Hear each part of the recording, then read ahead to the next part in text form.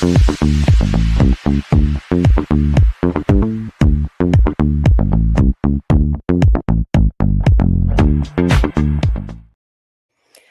everybody. Welcome back to the Let Her Cook live stream brought to you by BSCN. I am Jackie Dutton, your hostess with the mostest.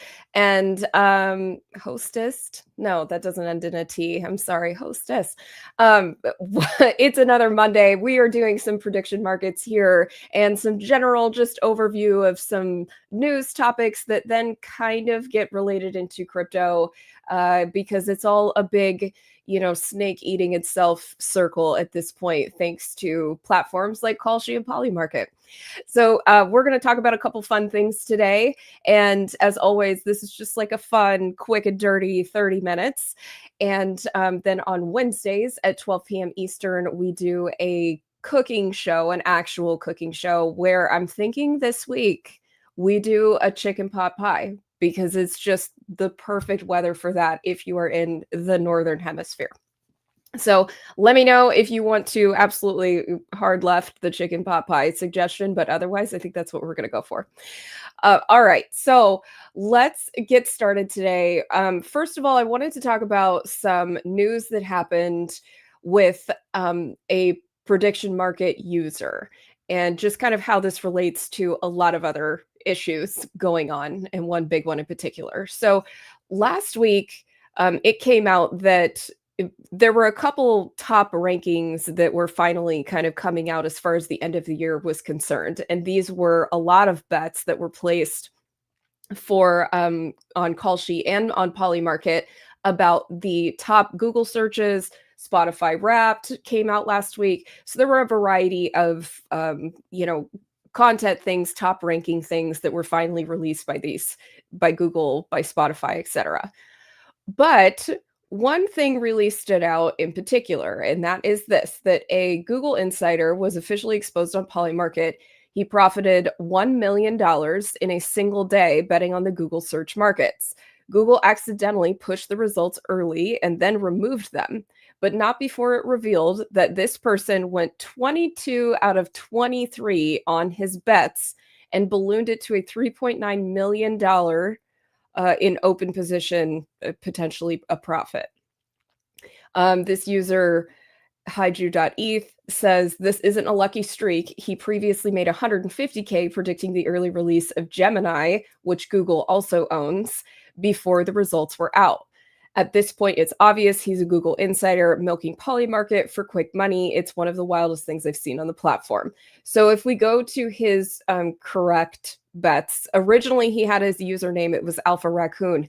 And then after this gets exposed, he changed his username to just like the last four or five of his crypto address. So he tried to make it something like kind of hard to identify and just regular OX address characteristics. But now he is, originally when people found him, he's Alpha Raccoon. Here's the fun thing about these prediction markets, and this is why you have to just be 2% smarter than the thing that you're working with. It's on chain. So your address is attached to all of the things you did, no matter what your username is. So congrats, you have to create an entirely new wallet and start over if you want people to not know your past. This is how crypto works. Okay. So if we take a look at the list of things that he got correct magically, I mean, so some of these things were things that we were talking about leading up to this week. I think for the last 2-3 weeks, we've discussed these bets about these top Google searches of these top Google people. So one of the crazier things, though, is that he picks yes for, and I don't even know who this is, it's elite kind of username, David, be the number one searched person on Google this year. He picks yes. Why? I don't even know who the fuck that is, but then it's higher than Pope Leo, which he picks no. Bianca Censori, we've talked about, she's Kanye West's wife. He picks no. My personal thought was that it was going to be Donald Trump. But Google is not very clear on exactly how they determine this ranking. So this ranking generally, I think, is like like someone literally asking, "Who is this person?" We all know who Donald Trump is. At this point, I think a lot of people know a lot of things about him, but whatever these details are of be the number one most searched person, I would think Pope Leo, who is this person behind Pope Leo? Because by the way, I don't think that's his name. He's not named Leonardo. I think this is like a moniker they give you when you become the Pope. But it would still be surprising that more people are not Googling who is Pope Leo over who is what? Who is David something? But then down here, he correctly predicts, will Pope Leo rank in Google's top 5 most searched people of 2025? I would have picked yes as well there. But here's his profit margin in green. $164,000 on Bianca being a no. I think that was a given. But down here, his profit margin, will David be the number one search person on Google this year? $186,000.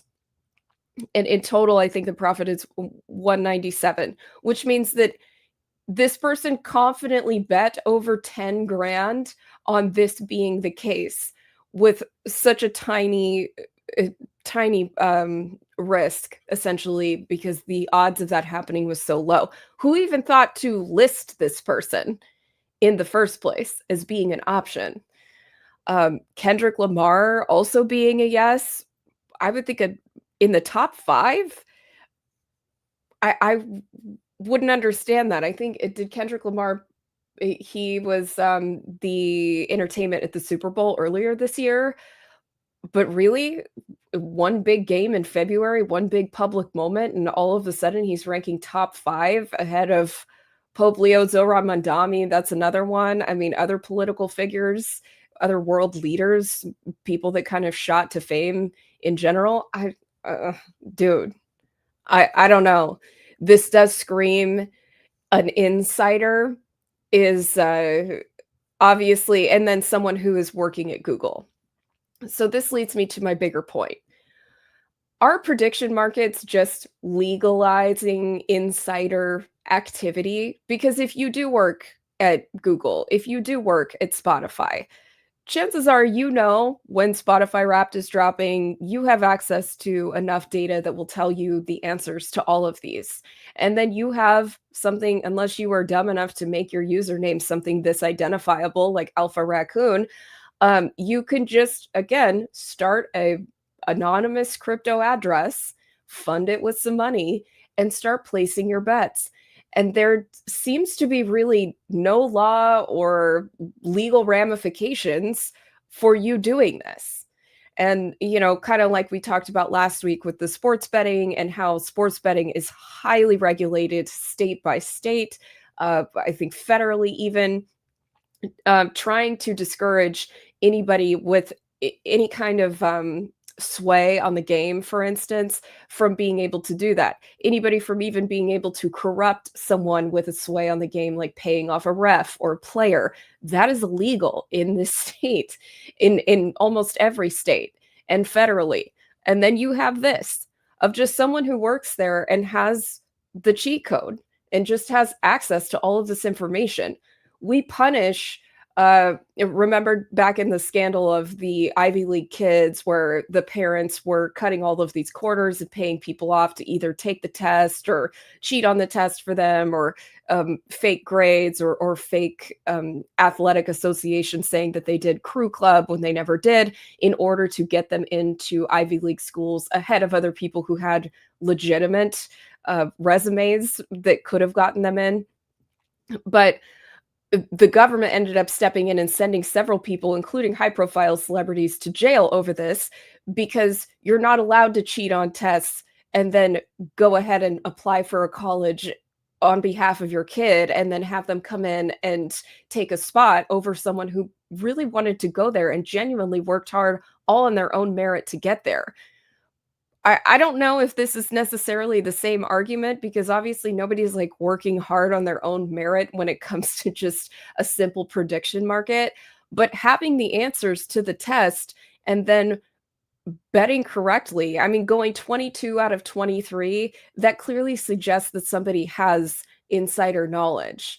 And I just don't know if we're gonna ever see somebody intervene to say, if you work here and we find out that you profited greatly over having the answers to something like this, we will make sure that you will suffer some kind of, I don't know, some kind of punishment. It doesn't sound like Google has some kind of rule against this. Um, but also, Congress technically isn't supposed to insider trade, and the Pelosi's are worth over $300 million. I don't know what to tell you. There's just fuckery. Fuckery abounds all over the place with this.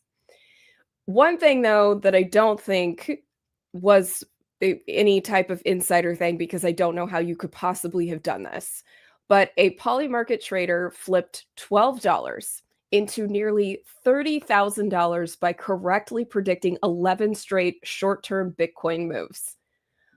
Unless you also have enough Bitcoin to affect the price, this is an amazing feat, in my opinion, of being able to correctly do this here.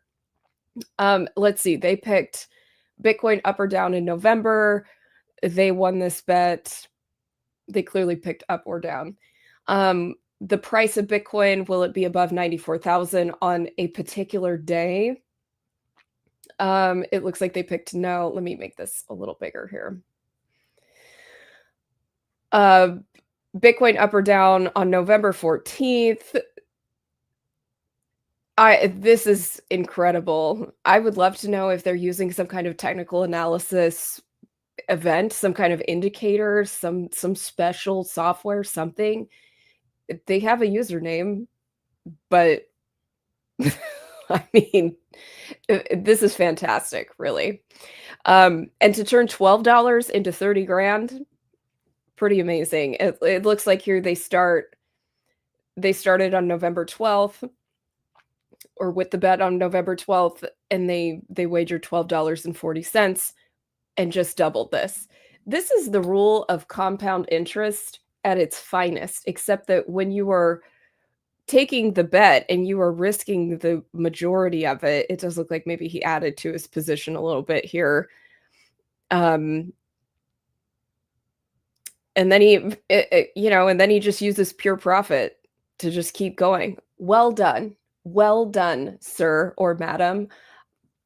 It's like that quote in Anchorman, you ate a whole wheel of cheese and you pooped in the refrigerator. I'm not even mad. I'm just impressed. So, yeah, this isn't insider trading. I think this is just somebody who got really lucky, or is really good at what they do, or they have some amazing technical analysis indicator that we don't know about. But good for you, sir. Good for you. Next, we are going to, this is just the regular feed here. We're going to get into some prediction market bets, some things that I've noticed here. Easy money, unless something actually happens that would prevent him from doing this. The Kalshi bet of, will Donald Trump attend another football game this year? He has already announced that he will be attending the Army-Navy game in Baltimore this coming weekend. So this is absolutely a yes bet. It's just kind of left up to the fact that he has to go. So he usually doesn't miss a sporting event when he says he's going to be there. So I think this is a surefire thing, unless something crazy happens and he can't go. But I don't think he will be in Mar-a-Lago this weekend. If he does, it'll be after he attends this game. But this is typically a very big American event. You have Army and Navy playing each other. They usually do this at I think they're doing this at Baltimore Ravens Stadium just for the capacity.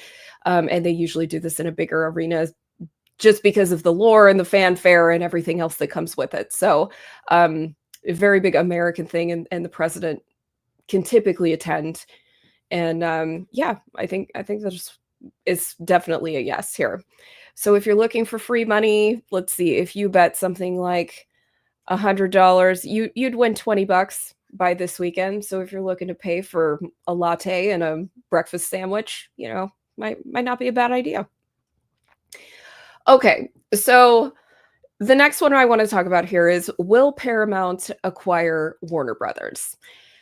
Last week, it was announced that Netflix had actually outbid Paramount, and it looked like Netflix was going to go ahead and acquire Warner Brothers. So here is a couple of the issues. Warner Brothers now includes HBO. Warner Brothers includes the Harry Potter name, brand, franchise, all of that, and DC Comics, I believe. So all of that superhero franchise, Batman, Superman. Um, Everybody freaked out originally when they saw this news that Netflix was gonna be the one to buy it, because obviously Netflix doesn't have the best track record when it comes to, I'm just gonna say, casting things accurately for the time period they're in, or even honoring a typical storyline and a person that it was originally written for instance. And I'm not trying to be racist. I'm just saying, when an author went out of their way, if they took the content from a book and the author described the character a very particular way for whatever reason, I think it is an injustice to fans everywhere of that particular series when you go out of your way to pick someone who doesn't look and act just like the character. I am a huge fan of a lot of book series, and I would be immensely turned off by the fact that they didn't go ahead and cast somebody. There's a lot of people in LA, a lot of actors, and a lot of actors that look like the character. I just wanna see it come to life. That's all. And I think everybody would echo my sentiment in that. I just wanna see it come to life on screen in the way that I imagined it in my head based on the information that the author gave me, period. And I don't think that that's an asshole thing to say. But Netflix goes out of their way to cast, people that don't look anything like an author described or anything like the original, case or series, and I just think it's shit, and it's kind of ruined cinema. They also Netflix produces a lot of content, and that's kind of their game, in that they go, they produce a lot of stuff. There's just an abundance of shit that you can watch on their streaming platform. But the type of quality, like the Scorsese quality of film, the original, like all of the Harry Potters, the way that that really comes to life in front of you, I I don't need to see, like, just a green screen Temu background on something. When you say that you're gonna produce a movie with a franchise with a built-in fan base, it needs to be of a certain standard, caliber, and quality for people to really latch onto. And I don't love, this is just a personal opinion, I don't love the way that Netflix does things, and I think that was a lot of the uproar last week, where people were just saying, "Great, so all of this is about to be garbage," and just slop garbage that they will throw together and produce and put it on their platform, and brain dead people will watch. We need to have a standard here. So Paramount is another film house, and they are looking to acquire Warner Brothers. Paramount owns all of the Star Trek franchises. So if you have Paramount Plus, you will be able to see that they have uh, they have like new of the Star Trek shows, and then they also have all of the older ones. And Paramount is now looking to outbid Netflix to acquire Warner Brothers. I think that this is actually a better option, although Paramount has a few moments of doing some similar shit that Netflix has done in the past. I think that Paramount is actually more inclined to honor the wishes of the original author, creator, whoever you have it. Paramount also produces all of the Yellowstone series and everything by Taylor Sheridan. So Landman with Billy Bob Thornton, which is great. Um, every single one of the Yellowstone shows, the 1865, the 1913 one, as well as the one with Kevin Costner. And I would prefer to see Paramount go ahead and do this. The only remaining question is, how big is too big within this kind of industry before we are finally just in a monopoly, and I think the government should intervene. I am always for less and less government, but you are stifling creativity when there is only like 1 or 2 heads, 1 or 2 houses being the only ones controlling all of the content. And the last thing I'll say about this is a huge outside of the creative, fantasy series and things like that that are on the line of who owns them and who gets to produce all of them in the future. The real issue here is also who owns CNN at the end of the day, because Warner Brothers owns CNN. Controlling the ultimate liberal squawk box that is CNN is obviously of a huge importance in this country. Our journalism is not unbiased. It's very, very obviously a biased, you know, source of information for a lot of people, and CNN is one of the last few remaining camps and footholds of the left, and if somebody really acquires CNN within this deal, they control a huge portion of whatever that narrative is. I remember, I think it was like 4 or 5 months ago, somebody, a particular billionaire was threatening to buy CNN, but they're not Warner Brothers is not gonna break up CNN and sell it off piecemeal. They are going to make somebody come with all of their dog food like a big dog and try and buy all of their shit. So, we'll see what ends up happening. Will Paramount acquire Warner Brothers? They're currently duking it out with money thanks to Netflix. So, we'll see who ends up being the victor here.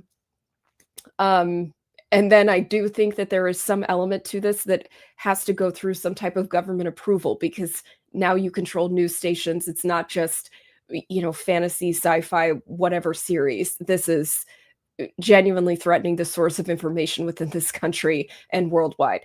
So we'll see what ends up happening there. And good luck. Good luck to Paramount. Personally, would I rather see Paramount do this? Yes. But the real bet here is, when will this happen? And I would actually say before March is the safer bet, because I doubt that before December ends, this happens. Okay, so moving on. Avatar, Fire and Ash, Rotten Tomatoes score. Okay. I don't know if this is actually the average. Let me see. If Avatar, Fire and Ash is a tomato meter score of above 70, and then the market resolves to yes, view full rules. I'm always so pissed when I do this because it produces this PDF and it like means nothing to me. Okay. So here's the thing about Rotten Tomatoes. There is a critic score, and then there is the everyone else score, and they usually, I think, try to do an average of those two. Personally, I think because James Cameron has thrown a hissy fit, and he claims that if the new Avatar film does not make enough money, he won't produce the next one, because there were supposed to be 4 total, I believe, 1 for each element. We started with earth, we went to water, now we're at fire. I think the next one is air. And he claims that if he doesn't make enough money, he's going to be like Notre Dame and just take his ball and go home. He says that he will probably just write a book for the last one if this one doesn't gross enough money. I think whatever studio is behind him also has enough, critics in their pocket and enough pull on something like Rotten Tomatoes to be able to come out and say, we're going to ensure that this score is high enough so that it, whatever's going to drive more movie ticket sales and a profit margin to get him to go ahead and make the 4th and final movie. So I don't think he said what that number needs to be, but it probably needs to be a lot.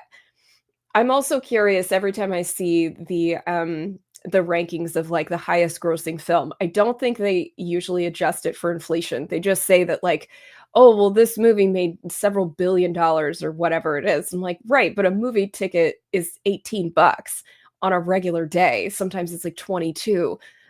How is that really representative of when a movie ticket was like $7 and a ton of people still went to see the movie? That's just my own 2 cents. But So this Avatar movie, so we were laughing actually, talking on the stream before this started about how all of these Avatar movies, and I believe the original one is actually the highest grossing film of all time. It's higher than Titanic, it's higher than, any, like, Marvel movie, anything like that. And I just thought it was so funny because when I think of these movies, like, I've seen all of them, but there is nothing even quotable about these movies. There's no line, there's no "Paint me like one of your French girls, Jack."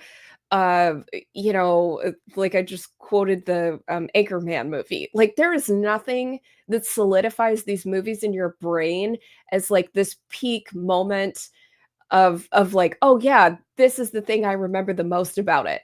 It's all just kinda like a blur of really good animation, and it's just kind of a half-assed story of, like, Pocahontas redone with, like, tech in this new universe, and, although I have just given you all of the reasons that I do think that it probably doesn't deserve a Rotten Tomatoes score above 85 or 90, my money would definitely be on the Rotten Tomatoes score being obscenely high at the end of this, time frame for this bet, just to drive the box office sales, just to get him to make the 4th movie. And there will be nothing super quotable about this at all, either. Let's go to I think the last one that I do wanna talk about today before we wrap things up is what will be the number 2 global Netflix show this week? And the top comment is the Sean Combs, so the P. Diddy documentary. And then, the second bet is, for Stranger Things, the season 5. I think over on Call Sheet, actually, this is flipped. So this is one of the few moments that based on the platform that you use, this is, not representative of the same thing. There may have been the distinguishing factor of whether or not we were in the US or global. Um, I have not watched the Diddy documentary yet. I will watch it before Wednesday so we can chat about it on the live stream, but there is some wild shit apparently about this documentary. One being that 50 Cent clearly acquired this footage because 50 Cent is his absolute biggest hater. And then I just think that because of this documentary, it's getting so much social media hype, it's being memed to death, and we've had about 2 weeks now of, um, Stranger Things, this 5th season being out. I actually think this will be, number 1, the Diddy documentary, and that Stranger Things will be number 2. So if you bought a no here, meaning that you thought it would actually be the number 1 global Netflix show this week, I think that actually might be, not financial advice. Nothing is guaranteed. Do your own research, blah, blah, blah. But personally, all I'm saying is I would take no and just hope for the moonshot. Just saying. All right. So we are going to wrap this up. I do have some really, really exciting news though, that we have just been approved to join Polymarket as a partner program. So I think going forward, we will be using Polymarket in the future. So I'm really looking forward to that. Um, Last week or 2 weeks ago, Polymarket got approved for US usage of US based customers. So we're very, very excited about that. I don't know if I was allowed to tell you guys that on this stream. I'm sorry. Breaking news. Okay. I will see you guys on Wednesday for a chicken pot pie Wednesday. If you hate that though, you have to let me know because I'm going to go to the grocery store probably tomorrow. As always, nothing is financial advice. Please do your own research. Um, make sure, you never risk more than you are willing to lose. These are prediction market platforms. Anything can absolutely happen. And unless you work at Google and you know absolutely everything, and in which case, you know what? Ball till you fall. I don't hate it, and I might do it too. If as long as you're not in the FBI and watching, I don't know. But there seems to be no legal recourse, so whatever. All right. I'm Jackie Dutton, live for BSCN. Thank you so much for watching, and I will see you Wednesday at 12 p.m. on Let Her Cook.